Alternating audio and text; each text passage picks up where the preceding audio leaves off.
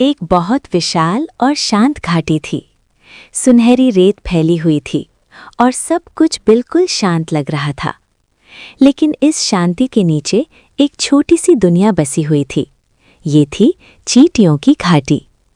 हजारों चींटियां अपने काम में लगी थीं। कोई खाना जमा कर रही थी, कोई अपने बच्चों की रक्षा कर रही थी और कोई पहरा दे रही थी। तभी अचानक जमीन में हल्की सी कंपन हुई। दूर से एक विशाल सेना आती दिखाई दी। इंसान, जिन्नात और परिंदे सब एक ही आदेश में चल रहे थे। ये सेना थी अल्लाह के नबी और महान राजा हज़रत सुलेमान अलैहिस्सलाम की। चींटियों की घाटी खतरे में थी। उसी पल एक समझदार चींटी ने ऊंची आवाज में कहा, ऐ चींटियों, जल्दी अपने बिलों में चले जाओ। कहीं ऐसा ना हो कि सुलेमान और उनकी सेना अनजाने में तुम्हें कुचल दें। ये शब्द डर के नहीं थे, बल्कि समझ और अक्ल के थे। और तभी एक अद्भुत पल आया।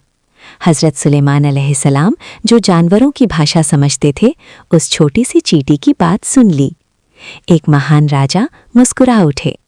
उन्होंने अल्लाह से दुआ की कि उन्हें मिली हर नेमत का शुक्र अदा करने की तौफीक मिले।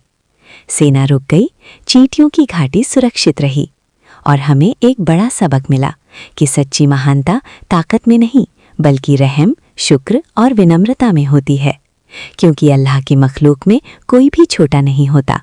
यहाँ तक कि एक नन्ही सी चींटी भी पूरी दुनिया को एक बड़ा सबक सिखा सकती है।